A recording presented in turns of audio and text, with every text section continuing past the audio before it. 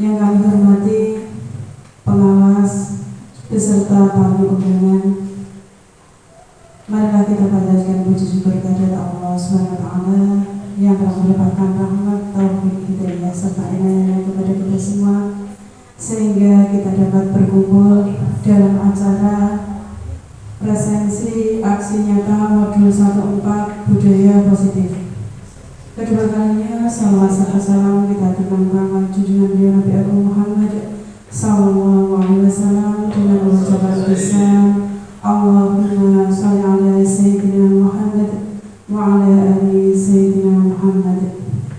Mudah-mudahan acara hari ini bisa lancar seperti apa yang kita harapkan. Langsung saja acara yang pertama, sambutan Kepala Sekolah SD Trosok 4 kepada yang terhormat Bapak Sukarminto, Sarjana Pendidikan SD, kami persilakan.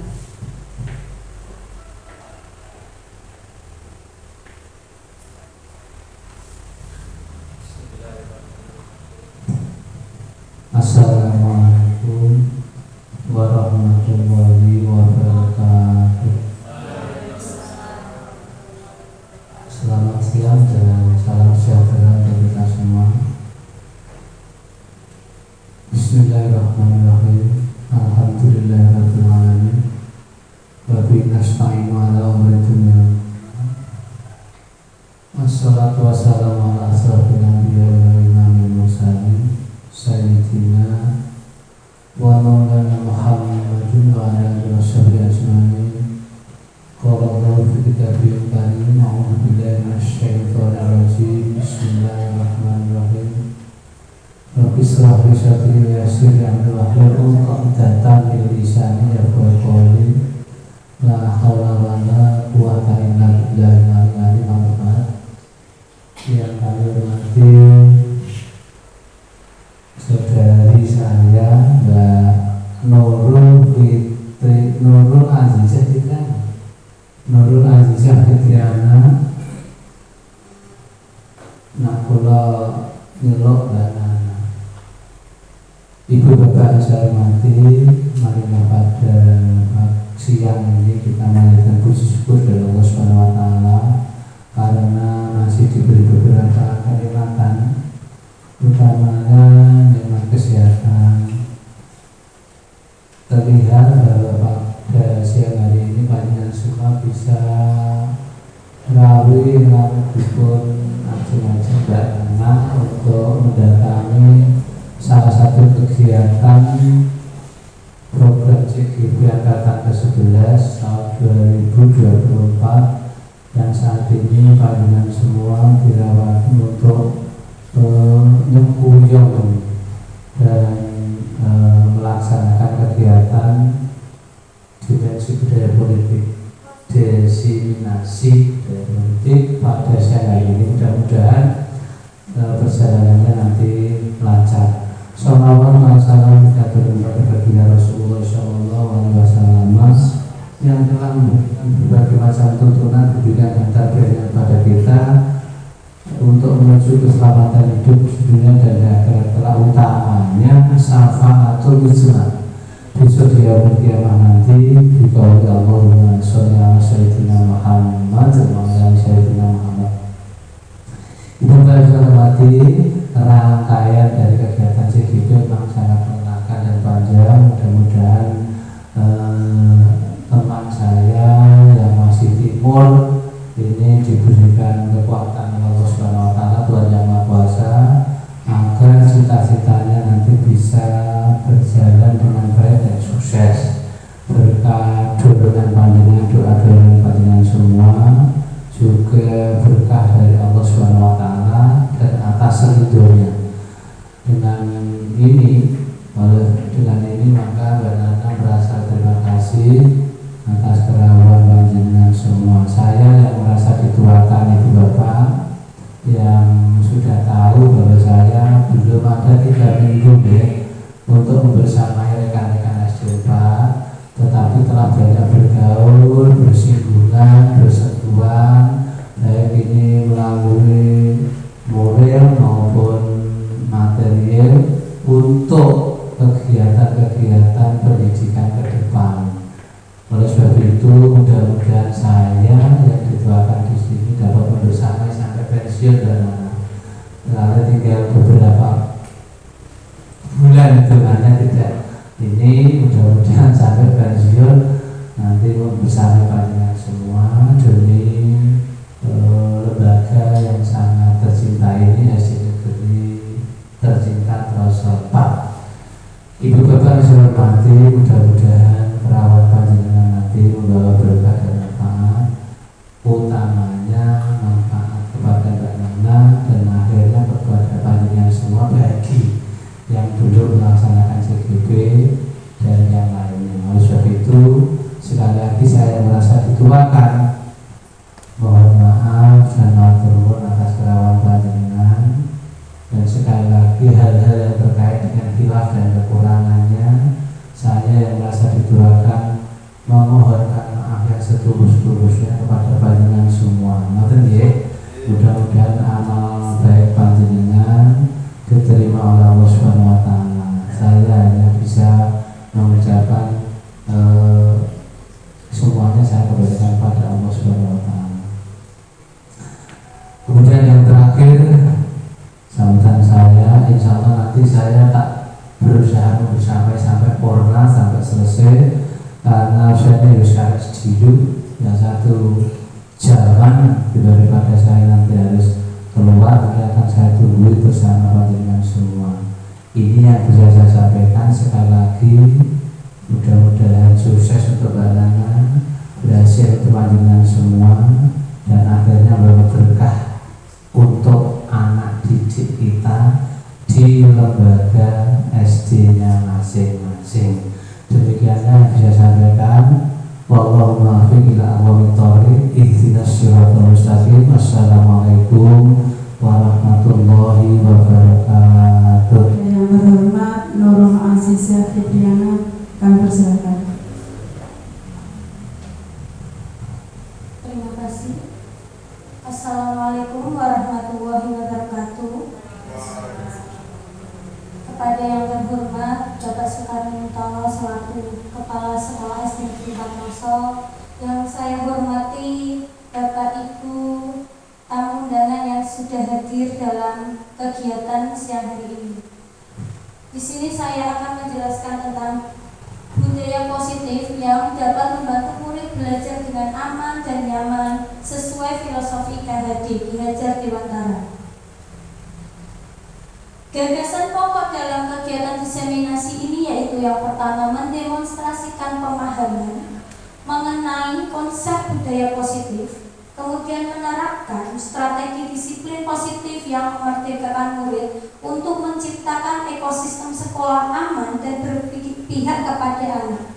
Kemudian yang ketiga adalah menyusun langkah-langkah dan strategi aksi nyata yang efektif dalam mewujudkan kolaborasi dengan seluruh pemangku kepentingan sekolah, dapat mengembangkan karakter murid, serta yang terakhir yaitu bersikap reflektif dan kritis terhadap budaya di sekolah dan senantiasa mengembangkannya sesuai kebutuhan sosial emosional murid.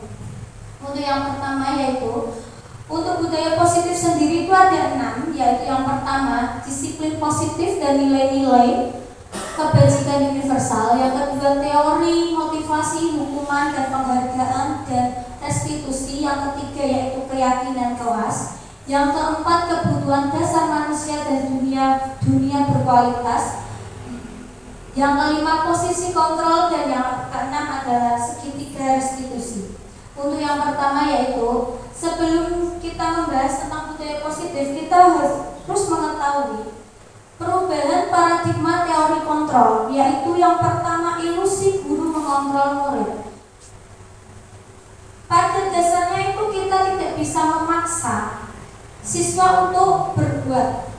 Siswa itu memiliki kemampuan sendiri, kemampuan untuk melakukannya. Jadi kita tidak bisa memaksa untuk memaksa murid untuk melakukan sesuai keinginan kita. Kemudian yang kedua yaitu perubahan ilusi bahwa kritik dan membuat orang merasa bersalah dapat menguatkan karakter. Nah biasanya itu yang terjadi di di sekolah-sekolah. Jadi ketika anak berbuat kesalahan, kita menanyai anak tersebut supaya anak itu merasa bersalah. Padahal hal tersebut itu tidak boleh dilakukan karena akan membuat identitas anak tersebut menjadi gagal. Kemudian yang ketiga yaitu perubahan ilusi bahwa semua penguatan posisi efektif dan bermanfaat. Nah, di sini itu contohnya adalah bujukan. Kita itu selalu sebagai guru kan kita selalu membujuk anak atau membujuk siswa untuk melakukan sesuatu. Nah, hal tersebut itu justru malah salah karena akan menjadikan anak tersebut menjadi ketergantungan. Anak tersebut tidak memiliki karakter simpati, empati, dan lainnya. Jadi anak tersebut mau melakukan apapun itu harus diperintah terlebih dahulu. Kemudian yang keempat yaitu perubahan ilusi bahwa orang dewasa memiliki hak untuk memaksa. Nah, biasanya ini tuh berpikiran seperti ini, egoisme. Guru atau orang dewasa atau senior itu bisa memerintah anak, memerintah orang yang lebih muda darinya, padahal tersebut itu tidak diperbolehkan. Kemudian siapakah sesungguhnya yang memiliki kontrol dan bagaimana seseorang merubah paradigma dari stimulus respon kepada pendekatan teori kontrol. Nah, di sini ada perbedaannya antara stimulus respon dan teori kontrol. Yang pertama yaitu kalau respon, kita mencoba mengubah orang agar berpandangan sama dengan kita. Sedangkan saat teori kontrol, kita berusaha memahami pandangan orang lain dengan dunia. Kemudian yang kedua, kalau stimulus respon, perilaku buruk dilihat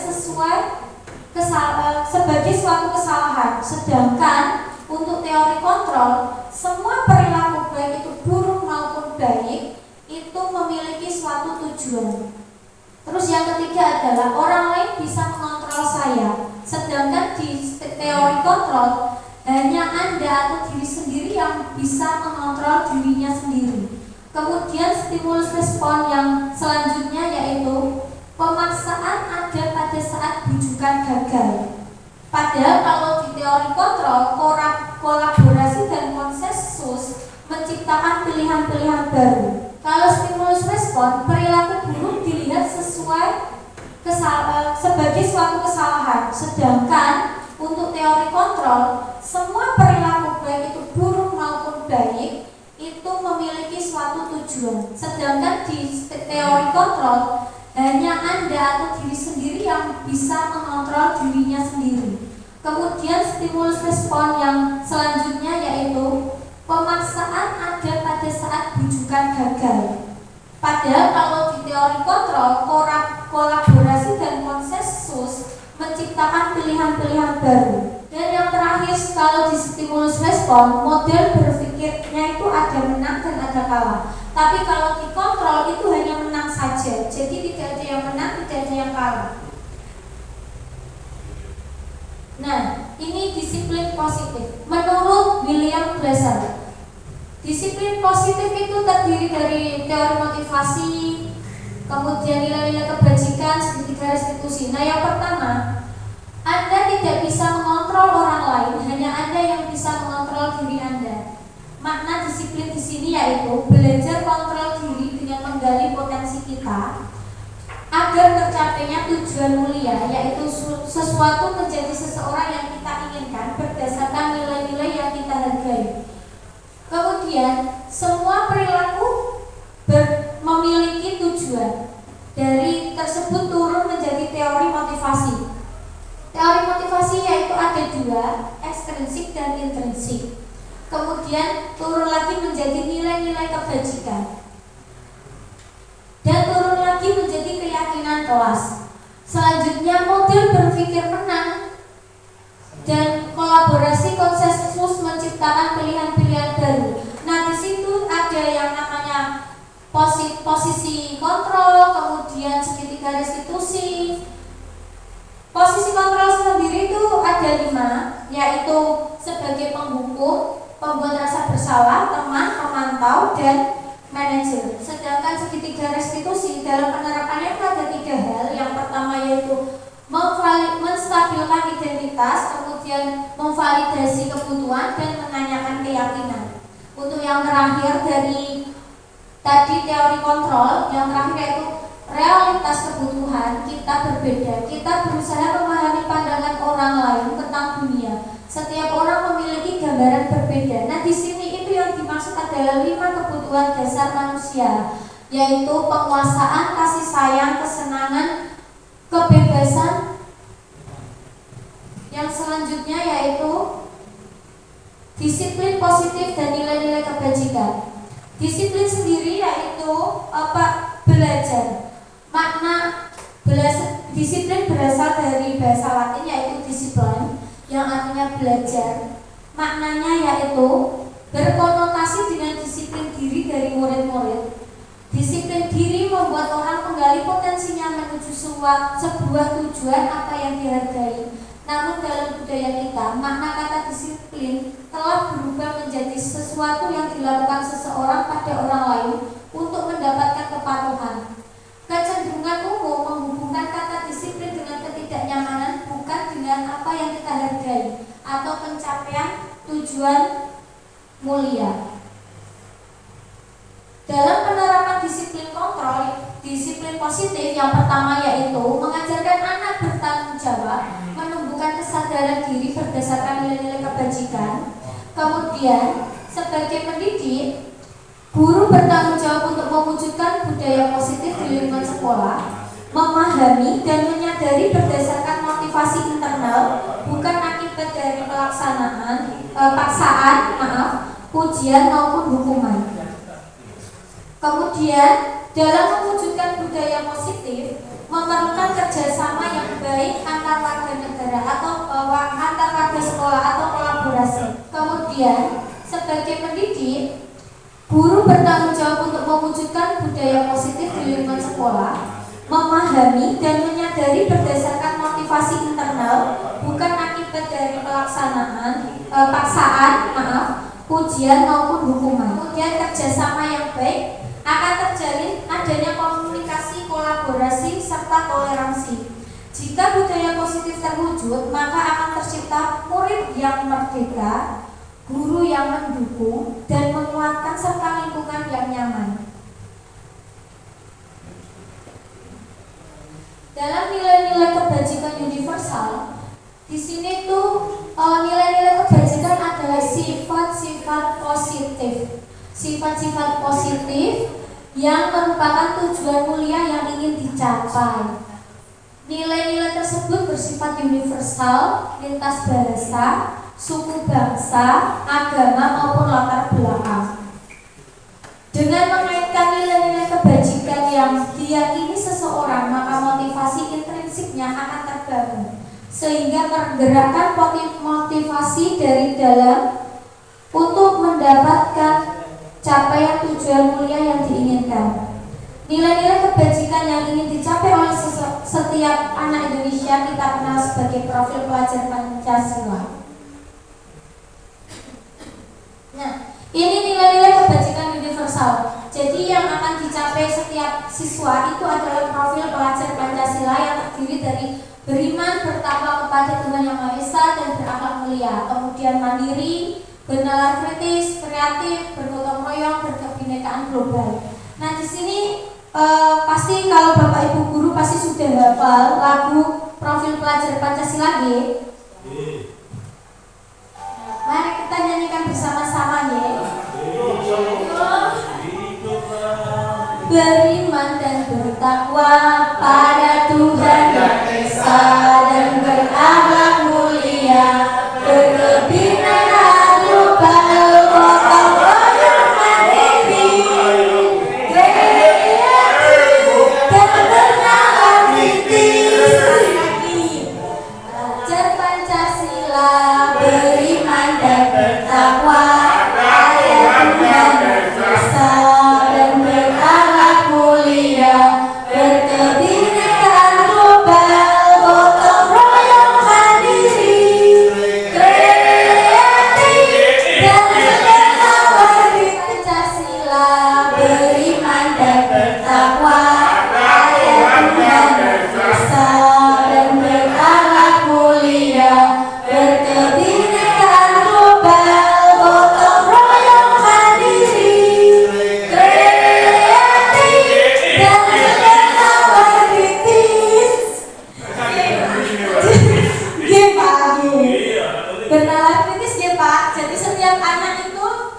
diusahakan memiliki profil pelajar Pancasila. Kemudian teori motivasi, hukuman, dan penghargaan. Motivasi sendiri, motivasi perilaku manusia sendiri itu dibedakan menjadi dua, yaitu teori eksternal dan motivasi eksternal dan motivasi internal. Untuk motivasi eksternal sendiri itu menghindari ketidaknyamanan atau hukuman. Jadi anak itu biasanya untuk menghindari hukuman itu selalu berbuat baik, padahal dia itu tidak sesuai karakternya. Jadi seperti tipu-tipu seperti itu loh Pak Bu. Jadi tipu-tipu untuk menghindari hukuman. Kemudian mendapatkan imbalan atau penghargaan dari orang lain. Nah, anak-anak biasanya kalau ingin mendapatkan nilai bagus atau ingin mendapatkan penghargaan dari gurunya itu biasanya selalu bagaimana caranya saya bisa mendapatkan ini. Padahal hal tersebut itu tidak diperbolehkan, tapi harus sesuai dari dalam dirinya sendiri. Kemudian untuk motivasi internalnya yaitu menjadikan diri mereka yang diinginkan dengan menghargai diri sendiri sesuai dengan nilai-nilai yang mereka percaya. Nah, ini tujuan yang ingin dicapai, yaitu anak tersebut menghargai dirinya sendiri tanpa harus menggunakan hal yang lain supaya terhindar dari hukuman atau mendapatkan penghargaan. Kemudian ini pertanyaannya, setuju atau tidak setuju? Yang pertama adalah hukuman itu dapat mendisiplinkan anak. Setuju atau tidak? Setuju. Yang kedua, pemberian dengan hukuman dengan hal positif seperti membaca atau membersihkan halaman sekolah dapat menghilangkan disiplin anak. Setuju atau tidak? Setuju atau tidak Pak? Tidak, karena anak itu untuk menghindari tersebut ini bagaimana ya, untuk menghindarkan ya seperti itu. Menghilangkan pemberian dengan hukuman dengan hal, jadi membersihkan halaman itu bisa menghilangkan disiplin anak. Setuju apa tidak?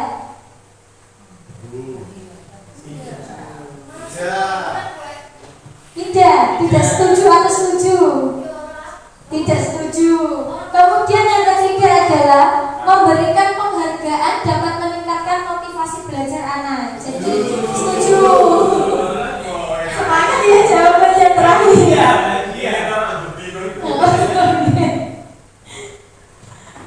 Nah, ini perbedaan antara hukuman, konsekuensi, dan restitusi. Kalau hukuman itu tidak terencana.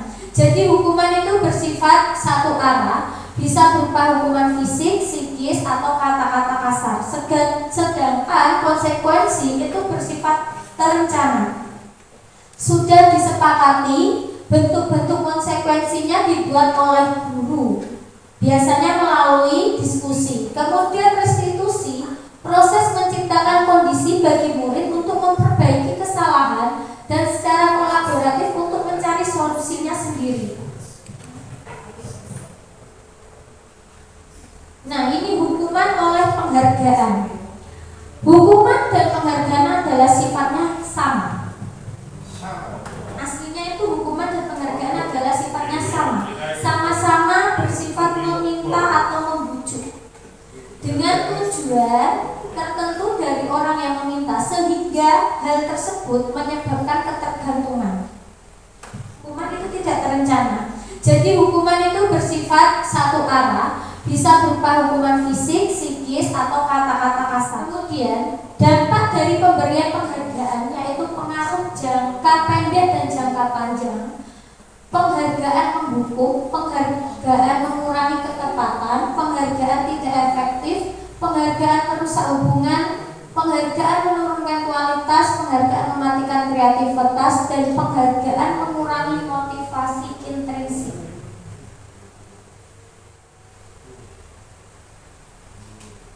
Hukuman atau konsekuensi. Nah, yang pertama ini tindakan guru. Mencatat 100 kali di dalam buku kalimat, saya tidak akan terlambat lagi karena terlambat sekolah. Hukuman atau konsekuensi? Hukuman. Kemudian yang kedua, Lari mengelilingi lapangan basket 2 kali karena terlambat hadir di sekolah. Hukuman atau konsekuensi? Murid diminta untuk push up 15 kali karena tidak menggunakan masker ke sekolah. Hukuman atau konsekuensi? Hukuman. Menggantikan kertas tugas teman yang telah dicoret-coret. Konsekuensi. Membersihkan tumpahan air di meja tulis karena tersenggol pada saat belajar.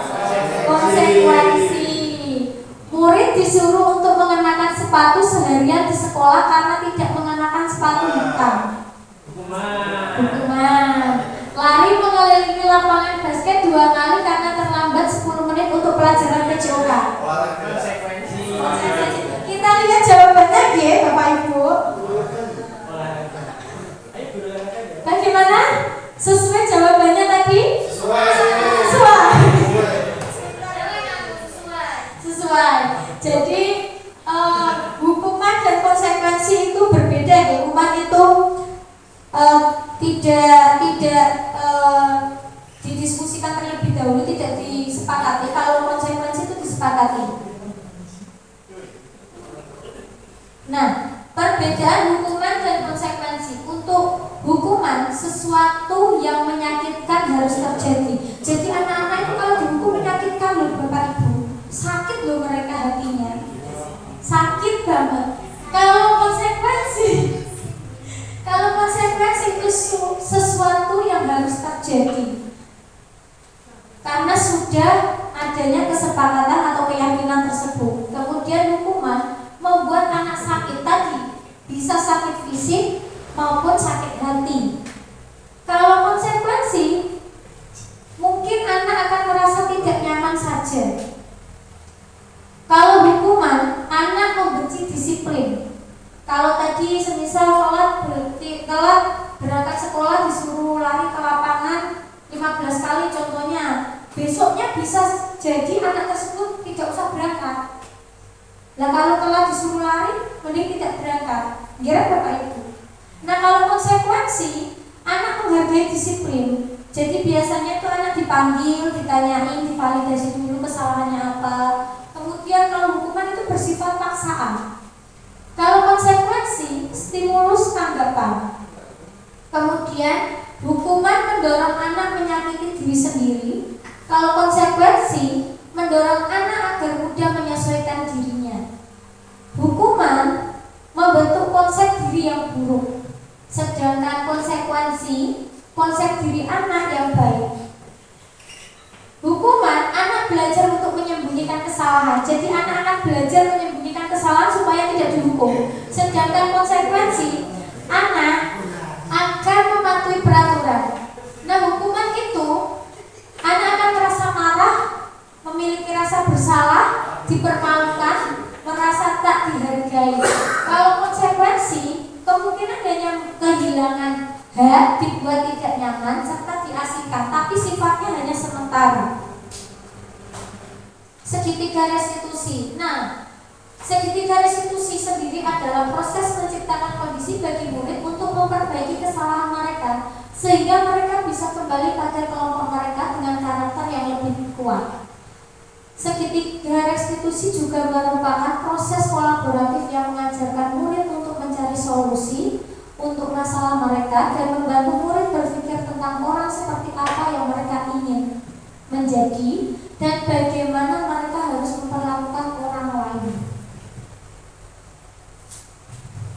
Nah, ini segitiga restitusi. Yang pertama yaitu menstabilkan identitas. Jadi kalau ada anak yang melakukan kesalahan, kita tanya, kita panggil, seperti Mbak tadi kenapa murung, Mbak tadi kenapa menangis, tadi Bu Guru mendengar Mbak ini murung di dalam kelas, kenapa ya? Itu yang namanya menstabilkan identitas. Kemudian kalau dari anak sendiri menjawab, iya Bu, saya ngantuk. Nah, kita memvalidasi kebutuhannya seperti ini. Iya, sifat ngantuk atau rasa ngantuk itu memang dimiliki orang lain, orang banyak, semua orang memiliki rasa ngantuk. Nah, kalau Mbaknya sendiri tadi malam bobo jam berapa? Jadi kita bertanya. Nah, setelah anak menjawab, tadi malam saya bobonya jam 12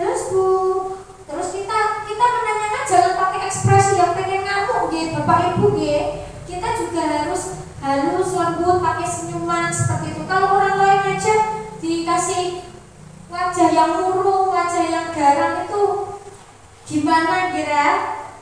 Jadi kalau anak-anak kan pakainya senyuman. Nah, jadi setelah kita tanyakan penyebabnya, kita menanyakan keyakinannya. Mbak, kita kan sudah pernah buat keyakinan. Nah, ini masuknya keyakinan yang mana ya? Tujuannya apa? Adanya segitiga restitusi ini yaitu membentuk siswa-siswi untuk memiliki karakter mandiri serta bertanggung jawab.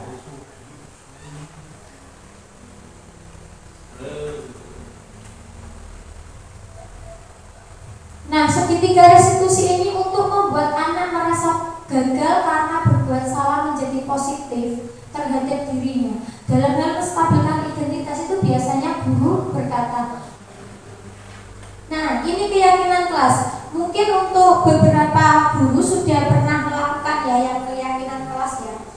Keyakinan kelas itu dilakukan atau dibuat melalui diskusi bersama murid untuk keyakinan kelasnya. Keyakinan kelas itu bersifat universal, jadi yang mudah diingat dan mudah dipahami oleh anak-anak. Ini saya kemarin sudah membuat contoh keyakinan kelas. Membuat Pak, ini nyanyi terus Pak nantinya. Jadi keyakinan kelas ini ada yang kami guru dan murid saling menyayangi, kami murid yang semangat belajar, kami murid yang peduli dengan teman-teman.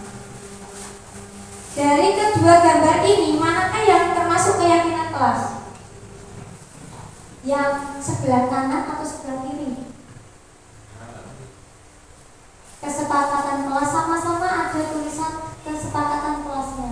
Yang pertama, datang tepat waktu, mengucapkan salam, menjaga kebersihan sekolah, berdoa sebelum dan sesudah kegiatan, aktif dalam pembelajaran, tertib. Yang kedua, kesepakatan kelas, kami guru dan murid saling menyayangi, kami murid yang semangat belajar, kami murid yang peduli dengan teman. Yang kanan apa yang kiri? Ya, yang sebelah kanan. Yang kanan atau kiri? Yang sebelah kiri ya, yang hijau ya, yang hijau.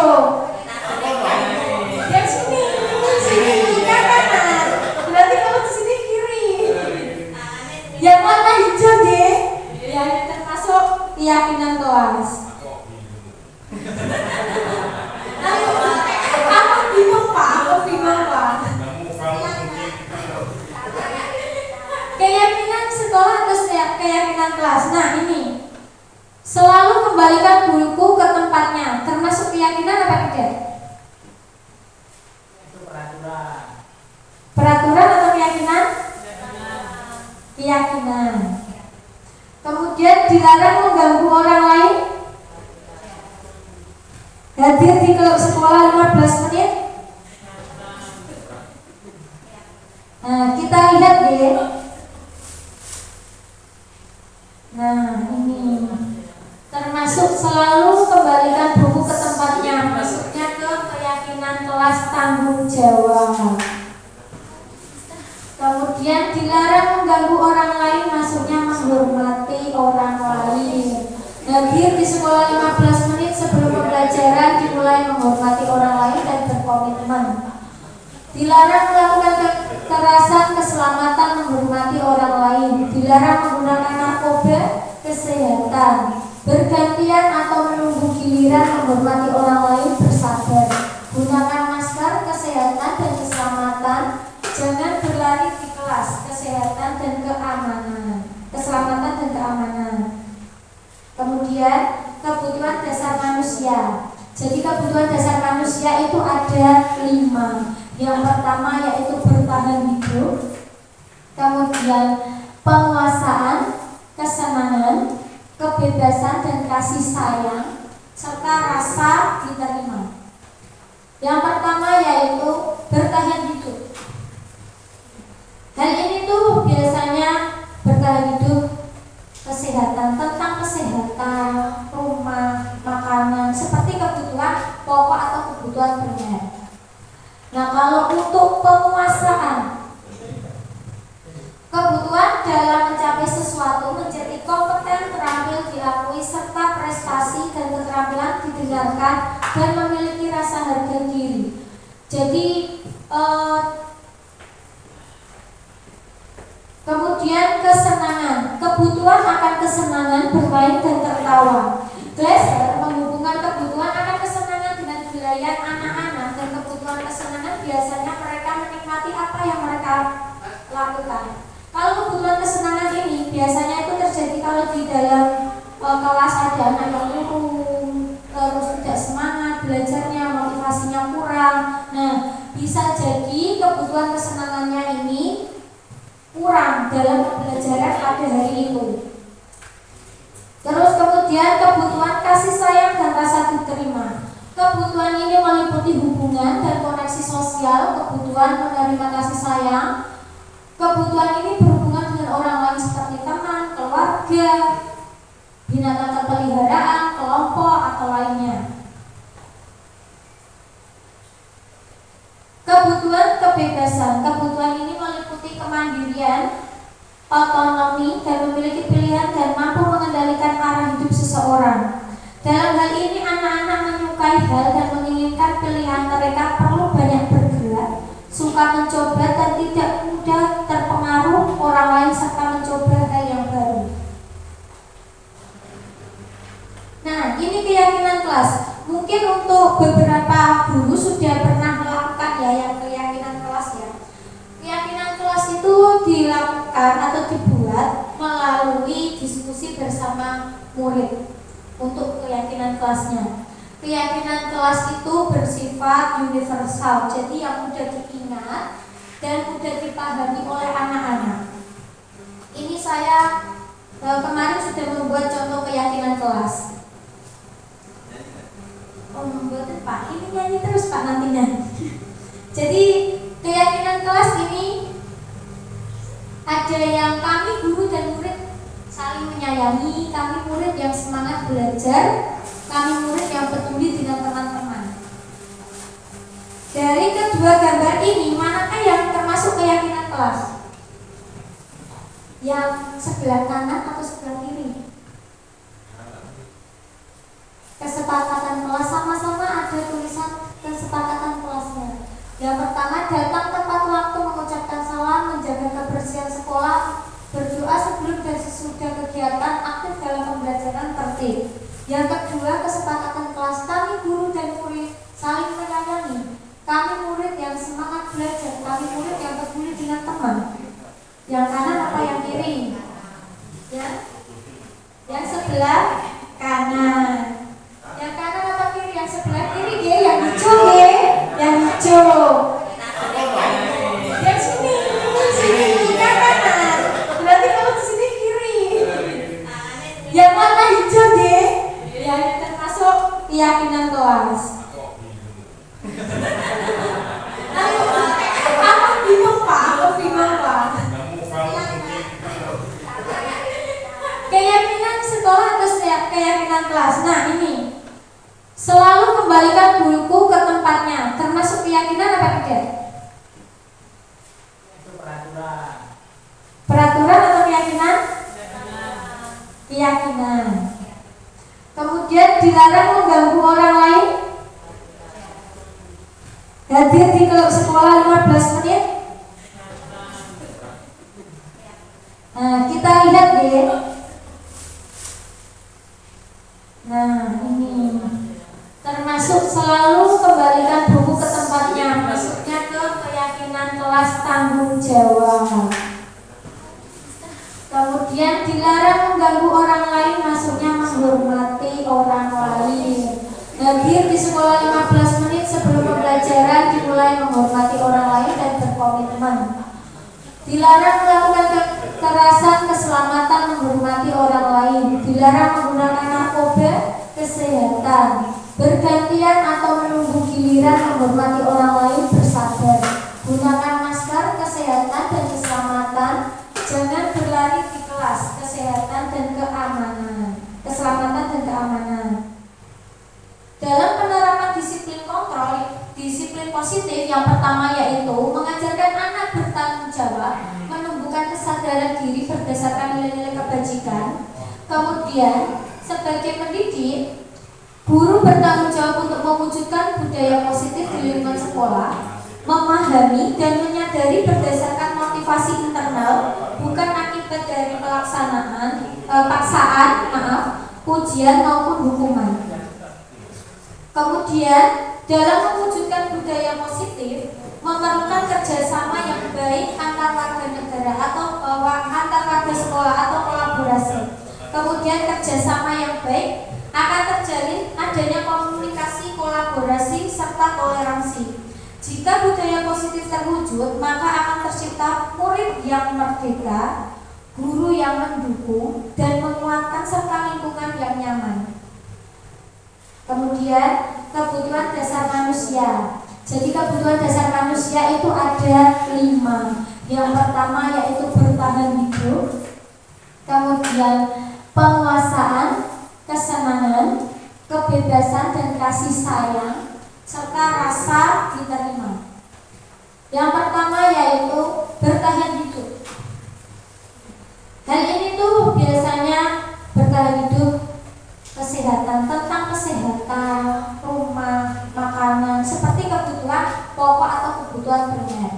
Nah, kalau untuk penguasaan, kebutuhan dalam mencapai sesuatu menjadi kompeten, terampil, diakui, serta prestasi dan keterampilan didengarkan dan memiliki rasa harga diri. Kemudian kesenangan, kebutuhan akan kesenangan bermain dan tertawa.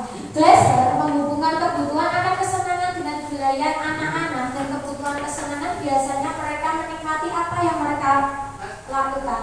Kalau kebutuhan kesenangan ini biasanya itu terjadi kalau di dalam kelas ada anak yang murung, terus tidak semangat belajarnya, motivasinya kurang. Nah, bisa jadi kebutuhan kesenangannya ini kurang dalam pembelajaran pada hari itu. Terus kemudian kebutuhan kasih sayang dan rasa diterima. Kebutuhan ini meliputi hubungan dan koneksi sosial, kebutuhan menerima kasih sayang. Kebutuhan ini berhubungan dengan orang lain seperti teman, keluarga, binatang peliharaan, kelompok atau lainnya. Kebutuhan kebebasan. Kebutuhan ini meliputi kemandirian, otonomi, dan memiliki pilihan dan mampu mengendalikan arah hidup seseorang.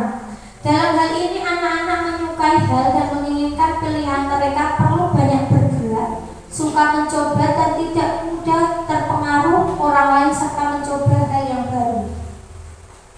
Nah, kalau untuk penguasaan, kebutuhan dalam mencapai sesuatu menjadi kompeten, terampil, diakui, serta prestasi dan keterampilan didengarkan dan memiliki rasa harga diri. Kemudian yang selanjutnya yaitu posisi kontrol seorang guru. Nah, ini dari 5 posisi kontrol ini biasanya Bapak Ibu guru memakai yang mana? Penghukum, pembuat rasa bersalah, teman, pemantau, atau manajer? Penghukum. Jadi posisi kontrol seorang guru yang dianjurkan adalah yang nomor 5, seorang manajer. Tapi terkadang kalau kita sudah kesabaran setipis tisu ya Bapak Ibu, jadi kita selalu mengambil yang nomor 1, penghukum, padahal itu tidak diperbolehkan. Nah, biasanya kalau untuk membuat rasa bersalah itu, ini yang sudah saya pernah lakukan di kelas saya adalah, kenapa kamu hari ini murung? Kenapa kamu tidak semangat? Nah, terus ya karena bertanya dulu, terus melakukan kesalahannya berisik di dalam kelas. Jadi kita bertanya dulu, terus saya itu kecewa loh sama kamu nah hari ini. Biasanya kamu diam, tapi kenapa hari ini kamu ngomong terus? Terus anak itu merasa, oh iya, kalau jawabannya masih jawaban anak tersebut kita dengarkan, pasti lama-lama maaf ya dulu, hari ini saya gini banyak sekali alasannya gitu. Kemudian untuk penghukum biasanya itu menggunakan kata tidak. Padahal kalau untuk anak-anak itu kan untuk sekarang dilarang menggunakan kata tidak, jangan, atau bukan, tapi menggunakan kata-kata positif lainnya.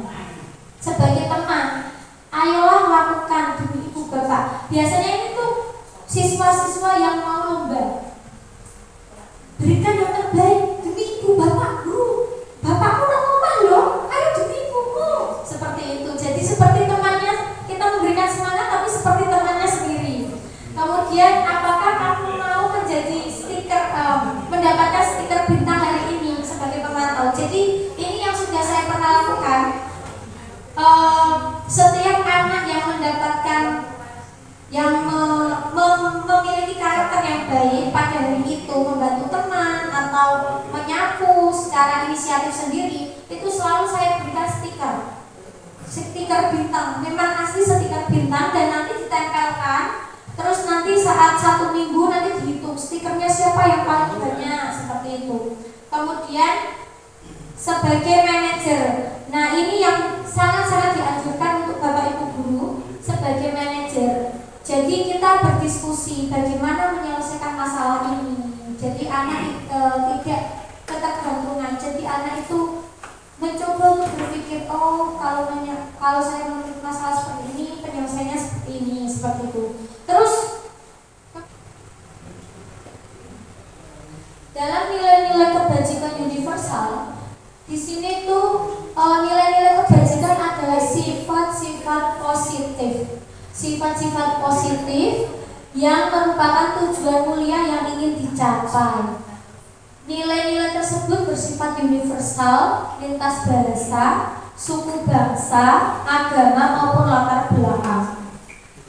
Dengan mengaitkan nilai-nilai kebajikan yang diyakini seseorang, maka motivasi intrinsiknya akan terbangun, sehingga tergerakkan motivasi dari dalam untuk mendapatkan capaian tujuan mulia yang diinginkan. Nilai-nilai kebajikan yang ingin dicapai oleh setiap anak Indonesia kita kenal sebagai profil pelajar Pancasila. Segitiga restitusi. Nah, segitiga restitusi sendiri adalah proses menciptakan kondisi bagi murid untuk memperbaiki kesalahan mereka, sehingga mereka bisa kembali pada kelompok mereka dengan karakter yang lebih kuat. Segitiga restitusi juga merupakan proses kolaboratif yang mengajarkan murid untuk mencari solusi untuk masalah mereka dan membantu murid berpikir tentang orang seperti apa yang mereka ingin menjadi dan bagaimana mereka harus memperlakukan orang lain. Nah, ini segitiga restitusi. Yang pertama yaitu menstabilkan identitas. Jadi kalau ada anak yang melakukan kesalahan, kita tanya, kita panggil, seperti Mbak tadi kenapa murung, Mbak tadi kenapa menangis, tadi Bu Guru mendengar Mbak ini murung di dalam kelas, kenapa ya? Itu yang namanya menstabilkan identitas. Kemudian kalau dari anak sendiri menjawab, iya Bu, saya ngantuk. Nah, kita memvalidasi kebutuhannya seperti ini. Iya, sifat ngantuk atau rasa ngantuk itu memang dimiliki orang lain, orang banyak, semua orang memiliki rasa ngantuk. Nah, kalau Mbaknya sendiri tadi malam bobo jam berapa? Jadi kita bertanya. Nah, setelah anak menjawab, tadi malam saya bobonya jam 12 Bu. Terus kita menanyakan, jangan pakai ekspresi yang pengen ngamuk gitu, Bapak Ibu gitu. Kita juga harus halus, lembut, pakai senyuman seperti itu. Kalau orang lain aja dikasih wajah yang murung, wajah yang garang, itu gimana kira? Jadi kalau anak-anak kan pakainya senyuman. Nah, jadi setelah kita tanyakan penyebabnya, kita menanyakan keyakinannya. Mbak, kita kan sudah pernah buat keyakinan. Nah, ini maksudnya keyakinan yang mana ya? Tuh. Tujuannya apa? Adanya segitiga restitusi ini yaitu membentuk siswa-siswi untuk memiliki karakter mandiri serta bertanggung jawab.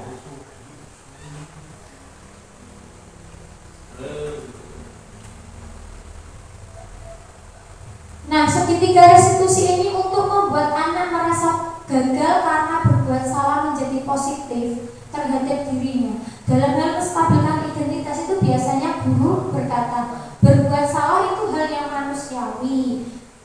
Tidak ada manusia yang sempurna. Bapak Ibu guru juga buat salah. Nah, kita pastikan dalam penyelesaian masalah ini, Bapak Ibu tidak tertarik untuk mencari tahu siapa yang benar dan siapa yang salah. Bapak Ibu lebih tertarik untuk menyelesaikan masalah.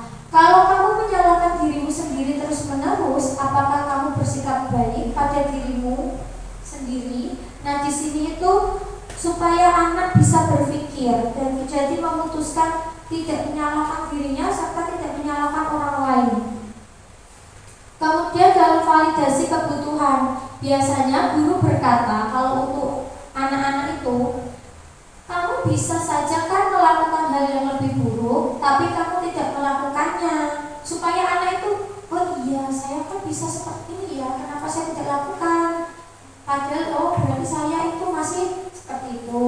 Kemudian kamu pasti punya alasan mengapa melakukannya. Jadi kita sebagai guru menanyakannya, kamu pasti punya alasan kan kamu melakukan ini. Terus apa yang penting bagi kamu? Kamu boleh tetap berusaha menjaga sikap itu, tapi tambahkan sikap yang lain yang baru. Maukah kamu belajar cara lain untuk mendapat yang kamu butuhkan tanpa harus memukul? Ini untuk anak-anak yang mungkin kelasnya sudah tinggi, berantem, bertengkar. Apakah kamu bisa melakukan hal yang lebih baik besok pagi? Kita membuat keyakinan menanyakan terlebih dahulu. Kemudian dalam menanyakan keyakinan, biasanya apa nilai yang kita percaya di kelas atau sekolah kita. Kemudian nilai-nilai universal apa yang telah kita sepakati. Kelas yang ideal itu seperti apa sih? Kamu ingin jadi anak yang seperti apa? Apa yang kamu rasakan ketika kamu melakukan itu? Kamu menjadi orang yang seperti apa? Nah, ini contoh-contoh disiplin positif. Jadi belajar sesuai minat. Yang pertama yaitu literasi berkelompok kecil. Kemudian yang kedua adalah memainkan itu pianika G. Jadi ada dua anak yang menyanyi, yang lainnya mengiringi. Kemudian religius. Jadi setiap paginya di SD Negeri Patrosa itu sudah ada pembiasaan seperti membaca Asmaul Husna, menyanyikan lagu Indonesia Raya. Terus kemudian sebelum dan sesudah kegiatan pembelajaran itu berdoa. Kemudian ada hari-hari besar keagamaan juga sudah mengikuti G. Kemudian contoh disiplin positif lainnya yaitu pojok baca, gotong royong membersihkan kelas atau membersihkan sekolah, mengasah minat dan bakat. Nah, ini biasanya yang sering terjadi, minat dan bakat ini banyak sekali siswa-siswi kita itu memiliki bakat terpendam, tapi mereka malu ikut tugas saja itu malu. Nah, tugas kita sebagai bapak ibu guru itu ayo memberikan semangat, motivasi supaya anak tersebut percaya diri dengan kemampuannya yang terpendam tersebut. Dalam proses pembuatan keyakinan kelas, jadi yang pertama guru memberikan penjelasan apapun kegiatan yang akan kita lakukan, guru itu jelaskan terlebih dahulu kepada anak. Kemudian siswa menulis kesepakatan kelas sesuai dengan keinginannya, dan siswa menempel lembar kesepakatan pada tempat yang sudah ditentukan, biasanya menggunakan kertas plano atau papan. Nah, untuk yang kegiatan ini menggunakan papan tulis. Kemudian guru menanyakan persetujuan keyakinan kelas satu persatu dibacakan. Memang harus dibacakan supaya semua anak itu mendengar dan meyakini ini setuju atau tidak sebagai keyakinan kelas, ini dihilangkan atau dipakai. Terus keyakinan kelas apalagi yang dapat kita tambahkan atau kita kurangi.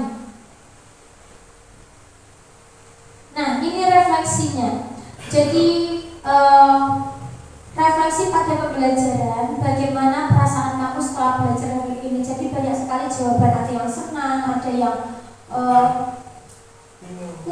ada yang kurang suka, ada yang gembira, banyak sekali. Ada yang biasa saja tuh belajar seperti itu, ada juga yang jawabannya seperti itu. Ada juga yang tidak paham, ya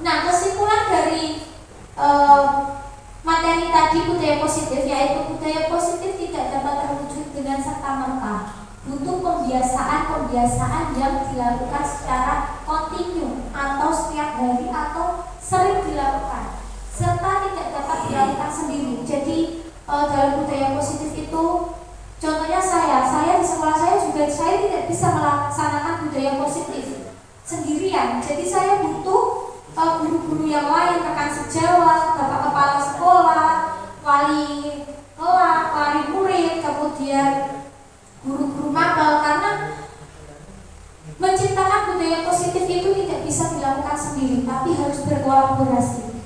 Dan hal tersebut membutuhkan proses serta komitmen dari semua warga sekolah untuk mewujudkannya. Jadi marilah kita bangun kolaborasi serta kerjasama yang baik untuk mendukung terwujudnya budaya positif di sekolah kita SD Negeri 4 Roso. Sekian dari materi saya dari budaya positif. Jika ada kesalahan baik tutur kata maupun perbuatan, saya mohon maaf sebanyak-banyaknya. Wassalamualaikum warahmatullahi wabarakatuh.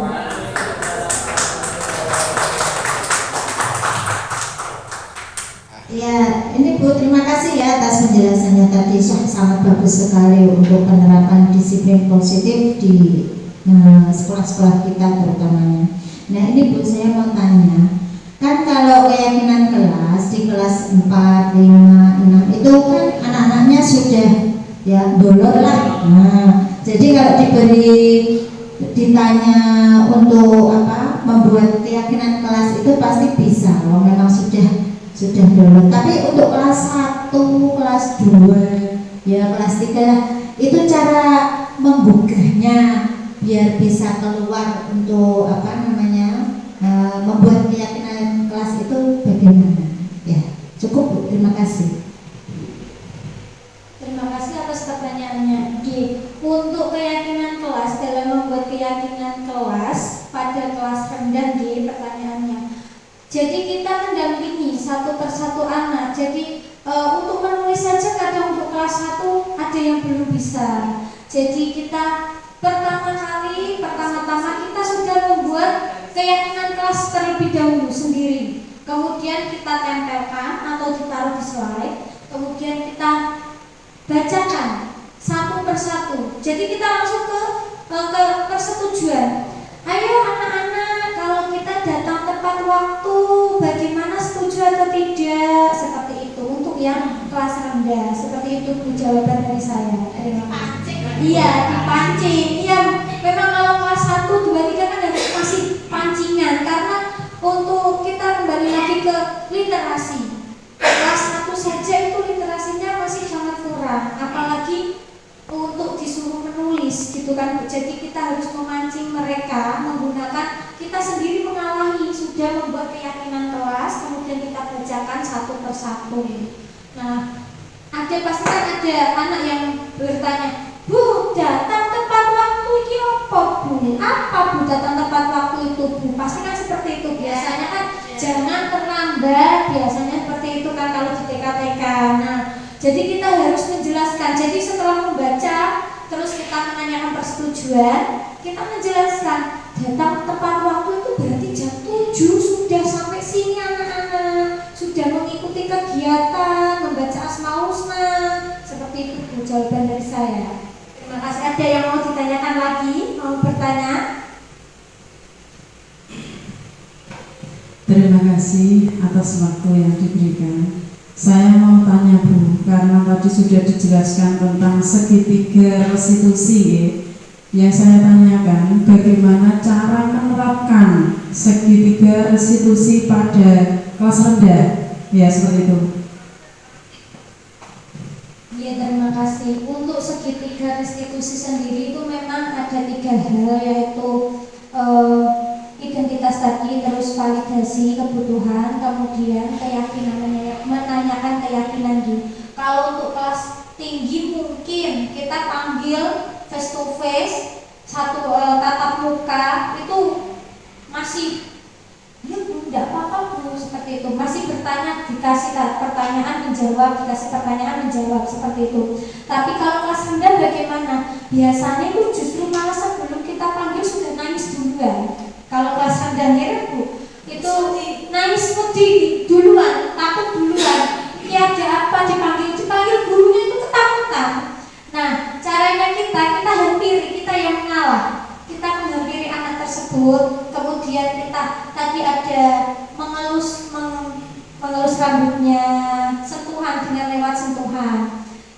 kita tanyakan, Mas tadi kok kenapa murung?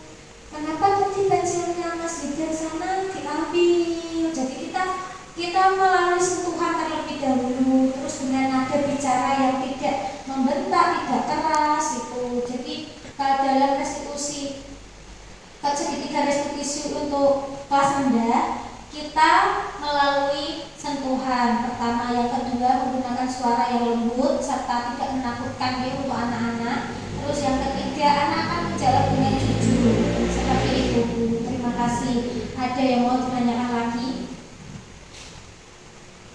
Bu Yongki mau bertanya? Berarti intinya itu kita tidak boleh menghukum anaknya. Iya, betul. Terus satu lagi, tidak boleh ada kata tidak atau jangan. Kita menggunakan kata-kata yang positif lainnya. Jadi kita harus menggunakan kata-kata positif lainnya. Jadi kita menghilangkan kata tidak, jangan. Tidak sama jangan. Contohnya yang sering terjadi itu adalah tembok dicoret-coret, digambari. Biasanya kalau kita kan jangan dicoret-coret seperti itu. Nah, itu kita hilangkan kata jangannya. Kita panggil atau ke kelas rendah biasanya kan sangat susah kalau dikasih tahu. Kita dekati, kita yang mengalah, kita mendekati. Nah, kalau menggambar itu gimana ya? Kita tanyakan dulu. Di buku gambar Bu, lah ini Mas ini menggambar di mana?